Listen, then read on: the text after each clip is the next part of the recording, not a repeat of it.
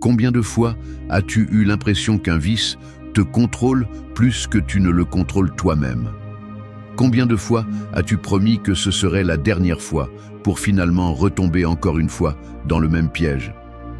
Te souviens-tu de ces nuits où tu te regardes dans le miroir, avec ce goût métallique du remords dans la bouche, pendant que la lumière froide de la salle de bain dévoile les cernes et la fatigue accumulée de tant de défaites?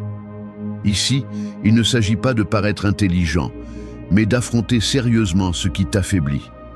Il ne s'agit pas de théoriser sur la force de volonté pendant que tu consultes ton téléphone, les mains tremblantes, cherchant une distraction rapide pour ne pas penser au vide que laisse l'habitude. Ici, on parle de discipline véritable, pas d'excuses ni de jolies phrases. On parle de ces jours où la honte pèse plus lourd que le sommeil, de ces messages restés sans réponse à cause de l'apathie, de ces relations qui refroidissent, parce que, encore une fois, tu as choisi la facilité. Marc Aurèle ne recherchait pas la perfection, il recherchait la maîtrise de soi. Reste jusqu'à la fin, car la dernière stratégie risque de ne pas te plaire, mais c'est la plus nécessaire. Si cela résonne en toi, abonne-toi. Leçon 1. Ne cache pas tes faiblesses. Reconnaître tes vices te donne le contrôle. Tu es en pleine conversation avec tes amis. Quelqu'un mentionne, sur le ton de la plaisanterie et avec un demi-sourire, qu'il devrait diminuer l'alcool ou arrêter de procrastiner. Tout le monde rit, toi aussi. Au fond, tu sais que tu as exactement le même problème, mais tu gardes le silence. Tu fais semblant que ce n'est pas si grave. Tu plaisantes à ce sujet. Tu détournes la conversation avec une blague et personne ne remarque le tremblement dans ta voix ni l'inconfort dans ton regard quand le sujet revient. La conversation continue, légère, mais le malaise reste avec toi, comme une ombre dont tu ne peux te débarrasser. La règle est claire, ce que tu caches te domine. Tant que tu continues à dissimuler tes vices, ils agissent dans l'ombre. Ne pas parler de ta faiblesse ne l'élimine pas. Cela ne fait que la renforcer. Le silence est le terreau fertile de la mauvaise habitude. Celui qui n'admet pas sa faiblesse devient son esclave. Marc Aurèle n'était pas parfait, mais il avait le courage de regarder ses défauts en face et de les noter dans son journal. Le stoïcien ne nie pas sa part fragile, il la reconnaît et l'affronte. Observe ta routine quotidienne. Tu te réveilles tard, parce que la veille au soir, tu as passé 1 heure de trop à faire défiler les réseaux sociaux, à regarder des vidéos dont tu ne te souviens plus le lendemain. Tu te lèves les yeux secs, avec un goût amer dans la bouche, et tu te mens à toi-même. Ce n'était qu'une seule fois. Mais chaque matin, l'horloge devient ton ennemi. Tu arrives en retard au travail, tu inventes des excuses. Le chef te regarde sans croire à tes paroles, tes collègues baissent les yeux. Tu ne le mentionnes pas, personne ne le mentionne, mais l'ambiance est lourde. Pense à la conversation typique sur WhatsApp. Tu te promets de ne pas regarder ton téléphone pendant le travail, mais à chaque vibration, tu cèdes. Tu ignores l'engagement pris envers toi-même. Tu n'en parles pas. Les jours passent et le vice s'installe. La boîte de réception se remplit de messages sans importance, mais le temps file et les tâches s'accumulent. Le stress se lit sur ton visage. Cernes, gestes tendus, voix tranchante quand on te demande un rapport en retard. Ou en couple. Tu sais que tu vas trop loin dans les disputes, mais tu n'en parles jamais. Tu préfères faire comme si c'était normal. Le schéma se répète, car tu ne mets jamais de mots dessus. Les disputes deviennent plus fréquentes, les silences plus longs. Ton partenaire te regarde avec distance. Les étreintes sont plus brèves, les nuits plus froides. Le résultat est en train de te montrer la vérité. Et il y a encore plus. Leçon 2. Choisis l'instant avant l'impulsion. T'arrêter au moment critique. Il y a quelque chose que tu dois accepter. L'impulsion arrive toujours avant le contrôle. Tu ne peux pas empêcher qu'elle apparaisse, mais tu peux décider de ce que tu fais à cet instant. La règle est simple. Arrête-toi avant d'obéir à l'impulsion. Cette seconde fait la différence entre être esclave de tes vices ou maître de tes actes. L'erreur courante est de céder sans frein, comme s'il n'y avait pas d'alternative. Mais lorsque tu agis en mode automatique, tu entraînes ta faiblesse. Chaque fois que tu répètes le cycle, tu renforces l'habitude qui te détruit. Le stoïcisme de Marc Aurèle ne consiste pas à éliminer le désir, mais à gouverner la réaction. La volonté se teste à cet instant, le moment exact où tu peux t'arrêter et choisir. Si tu ne corriges pas là, tout le reste n'est qu'excuse. Observe les conséquences visibles. La nuit tombe et l'appartement est silencieux. La lumière bleue du téléphone éclaire la pièce. Tes doigts bougent avant même de penser. Tu ouvres l'application habituelle. L'horloge avance, l'aube s'infiltre par la fenêtre. Le lendemain, la fatigue pèse sur les paupières et l'esprit est dispersé. Les tâches s'accumulent, l'irritation grandit. L'impulsion de la veille te suit comme une ombre, marquant toute la journée. L'entourage le remarque. Réponse sèche, geste d'impatience, silence prolongé à la table du petit déjeuner. Au bureau, la tentation de vérifier les messages apparaît chaque fois que l'écran de l'ordinateur reste vide. Le son d'une notification suffit à briser la concentration. Tu regardes autour de toi, les autres aussi succombent, écran allumé dans des box gris, doigts fébriles, regards absents. Le travail ralentit, les erreurs se multiplient. Le chef fronce les sourcils, demande où en sont les livraisons en retard. Les collègues évitent de croiser les mots. La tension est palpable dans l'air. L'impulsion, minuscule au début, se traduit par des heures gaspillées et des opportunités perdues. Avec ton partenaire, l'impulsion de répondre avec sarcasme surgit lors de discussions banales. Un mot de travers, un ton plus élevé. Le silence qui suit est lourd, impossible à ignorer. Les yeux de l'autre se détournent, la distance physique devient froideur émotionnelle. L'impulsion n'érode pas seulement la relation, elle laisse des traces. Vaisselle non rangée, porte claquée, nuit de sommeil interrompue.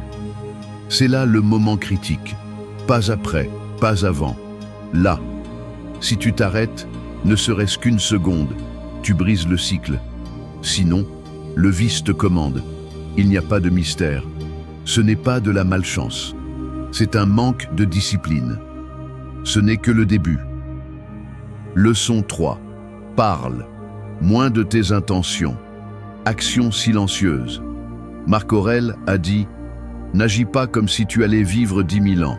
La mort plane au-dessus de toi. » En d'autres termes, remettre à plus tard est un luxe réservé à celui qui croit avoir tout le temps du monde.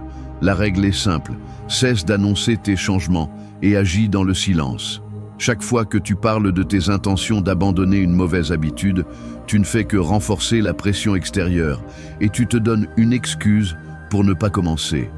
L'habitude de raconter tes projets à tout le monde te donne l'illusion d'avoir déjà progressé, alors qu'en réalité, tu n'as encore rien accompli. Le temps que tu passes à expliquer ce que tu vas changer et du temps que tu retires à l'action véritable. Mets de l'ordre dans ta conduite. Moins de mots, plus d'actes. Le respect de soi ne se construit pas en disant ce que tu feras, mais en le faisant. Dans un autre contexte, observe celui qui choisit de ne rien dire. Le vendredi arrive, il refuse le verre. Il reste silencieux. Ses gestes sont secs, son regard ne cherche pas l'approbation. Le groupe questionne. Il répond d'un simple haussement d'épaule et d'un refus sobre. Il ne donne pas d'explication, il ne cherche pas de soutien. Le malaise est palpable, les plaisanteries s'éteignent. À la fin de la soirée, il part tôt, seul. Le week-end se déroule sans fanfaronnade ni rechute. Le lundi, les conséquences sont visibles. Le visage moins bouffi, la démarche plus assurée, le téléphone silencieux. Il n'y a pas de félicitations, seulement des faits. Celui qui parle trop de ses intentions s'entraîne à l'indulgence. Les messages de soutien deviennent un bruit de fond, un coussin moelleux sur lequel atterrir chaque fois qu'il échoue. Les promesses publiques se diluent jusqu'à ce que plus personne n'attende rien. L'autosatisfaction s'installe. Excuses, justifications, nouvelles déclarations creuses. Au contraire, celui qui agit dans le silence provoque le malaise, en lui-même comme chez les autres. Son changement est tangible. Absence aux réunions, addition du bar plus légère, cendrier vide. L'entourage remarque la différence, mais ne reçoit aucune explication. Le respect, alors, ne se réclame pas, il s'impose. Ce n'est pas un hasard, c'est ton manque de discernement. Dans la leçon suivante, tu comprendras pourquoi l'autotromperie est le plus grand obstacle pour surmonter tes vices. Leçon 4. Change l'environnement. Pas seulement la volonté, modifier les routines. Limite les tentations. Ton problème n'est pas le manque de force de volonté, c'est que tu restes entouré des mêmes déclencheurs chaque jour. Tu t'obstines à croire que résister suffit, mais tu ignores le prix de t'exposer encore et encore au même environnement qui nourrit tes vices. La règle est simple, si tu veux vaincre une habitude destructrice, l'environnement doit changer avant ta volonté. Il ne s'agit pas seulement de vouloir arrêter la cigarette, le sucre ou le téléphone. Si tu gardes les mêmes accès, les mêmes horaires et les mêmes compagnies qui renforcent ton impulsion, tu paies le coût de lutter contre toi-même à chaque instant. Tu t'épuises, tu te frustres et tu perds un temps précieux. Le prix caché est ton énergie mentale qui s'épuise dans de petites batailles perdues avant même de commencer la journée. L'autocontrôle n'est pas infini. Chaque tentation répétée affaiblit ton discernement et renforce le cycle. Pense à ceci, tu essaies d'arrêter de consulter les réseaux sociaux, mais tu continues à dormir avec le téléphone sur la table de nuit. Ou tu veux arrêter la malbouffe, mais tu remplis le placard avec les mêmes choses qu'avant. Au travail, tu dis que tu vas te concentrer, mais tu laisses les notifications actives et la messagerie ouverte toute la journée. Ce n'est pas un hasard si tu rechutes, c'est l'environnement que tu maintiens toi-même, et c'est là le vrai prix. Chaque rechute t'éloigne davantage de ton objectif et renforce l'idée que tu ne peux pas changer. Le résultat t'indique la vérité. Mais ce n'est pas tout. Observe les conséquences visibles. Le réveil sonne.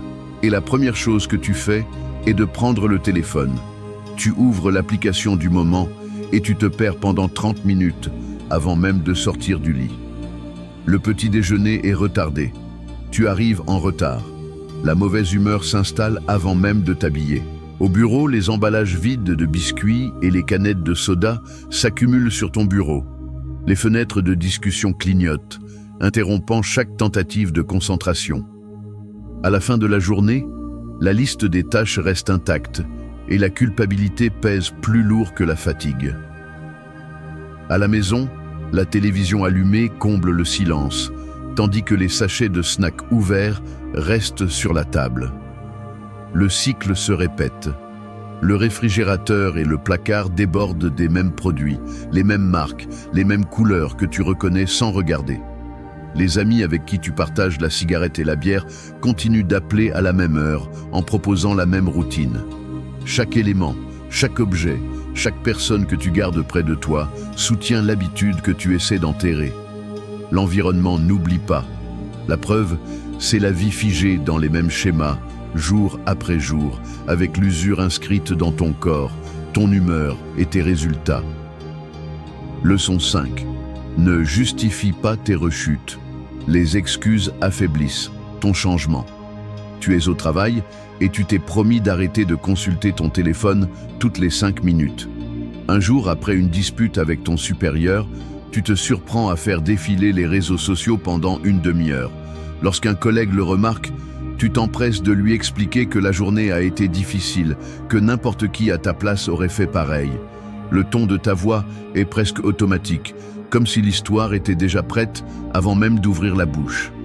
Tu remarques le regard de ton collègue, un mélange de compréhension et de scepticisme. L'atmosphère au bureau devient lourde, comme si tout le monde partageait le même secret silencieux. Tu retournes à ton bureau, tu fermes les onglets, mais la trace de l'excuse flotte toujours dans l'air. L'horloge marque les minutes perdues et le travail en retard s'accumule dans la boîte de réception.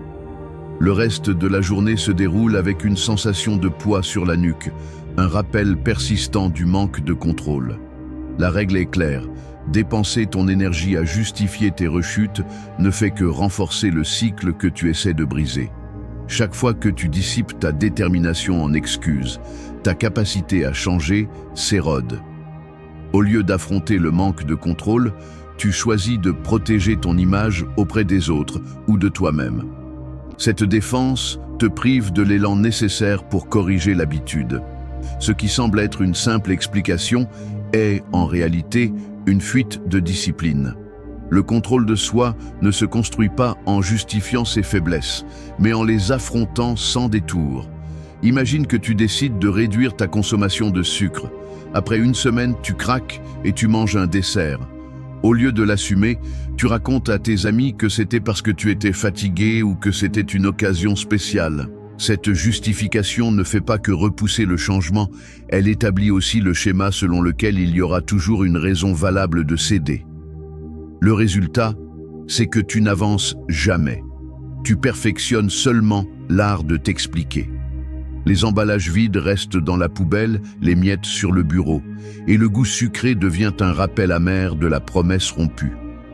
Tes amis acquiescent, mais la conversation s'éteint rapidement. Personne ne mentionne l'effort perdu. Avec le temps, cette chaîne d'excuses devient le véritable obstacle. Ce n'est pas le vice qui te domine, mais ton habitude de le défendre. Chaque justification est une pierre de plus dans le mur qui te sépare de la discipline que tu recherches. C'est ici que les choses empirent. Leçon 6. Brise la chaîne de l'indulgence. Limite dans les relations qui nourrissent ton vice. Cesse de croire que ton problème est uniquement le vice. Le véritable obstacle, c'est ton incapacité à poser des limites à ceux qui l'alimentent. Ce cercle d'amis, ce partenaire, ces collègues qui célèbrent et justifient ta faiblesse, c'est là que se trouve la racine. La loi est plus dure que tu ne veux bien l'admettre. Si tu ne coupes pas l'influence de ceux qui perpétuent ton habitude, aucune discipline ni force de volonté ne pourra te sauver. Ce n'est pas la substance, l'écran ou la nourriture. C'est le réseau d'excuses partagées, les pactes silencieux, le confort de ce qui t'est familier. Tu t'entoures de personnes qui t'invitent à rester là où tu es parce que cela les arrange aussi. À chaque chute, il y a quelqu'un pour te dire que ce n'est pas si grave. À chaque tentative de changement, il y en a qui le voient comme une trahison. Ainsi, le vice devient une identité de groupe et la honte de rompre avec eux pèse plus lourd que n'importe quelle rechute. Observe les scénarios. Un vendredi soir, les notifications du groupe WhatsApp se multiplient. Ils s'organisent pour se retrouver au bar habituel. Il ne manque jamais le message. Un verre ne va pas te faire de mal, viens. Tu arrives et les visages familiers t'accueillent avec des plaisanteries et des accolades. La table se remplit de bouteilles, de rires, de fumée. Quand tu refuses le verre, les regards se croisent. Quelqu'un se moque, un autre insiste en tendant la bouteille. Ils ne veulent pas perdre ce complice qui leur permet de justifier leurs propres excès. Le lendemain, les photos circulent sur les réseaux. Les commentaires célèbrent la soirée. Si tu décides de ne pas venir, le groupe en prend ombrage. On cesse de t'inviter. Les commérages t'excluent. Les conversations se refroidissent. Le silence est palpable. Le vide social est réel. À la maison, le partenaire allume une cigarette et te l'attend sans te regarder. Quand tu refuses, il fronce les sourcils, allume la télévision et t'ignore pendant des heures. Les collègues au bureau font des plaisanteries privées dans l'espace détente, là où circulent le café et les envies. Si tu ne participes pas, tu deviens l'étranger. Les portes se ferment peu à peu. Moins d'invitations, moins de confiance, moins de sentiment d'appartenance. Les conséquences sont visibles. Tu te retrouves à dîner seul dans la cuisine, le téléphone en silence. Les vendredis deviennent interminables, le canapé paraît plus grand. Les conversations superficielles au bureau ne comblent pas le vide. L'inconfort n'est pas abstrait. Il se lit dans le regard fuyant de ceux qui te cherchaient autrefois, dans la froideur des messages, dans l'absence de projet. Ce n'est pas la malchance, c'est ton manque de discernement et de maîtrise de soi. Ton vice n'est pas seulement une habitude, c'est un écosystème soutenu par des relations qui préfèrent ta faiblesse à ton changement. Si tu n'as pas le caractère pour couper à la racine, n'attends pas de résultats différents. Personne d'autre ne fera ce sacrifice à ta place. Si tu décides de détourner le regard, le prix à payer est de rester esclave de la même chose, jour après jour. Ne pas affronter tes vices signifie que chaque rechute te coûte du temps, de l'énergie et du respect de toi-même. L'environnement que tu ne changes pas te change toi. Te justifier ne fait qu'approfondir la dette. Tu peux continuer à t'entourer de ceux qui nourrissent ta faiblesse, mais la facture se règle dans la solitude. La vie n'attend pas que tu te convainques.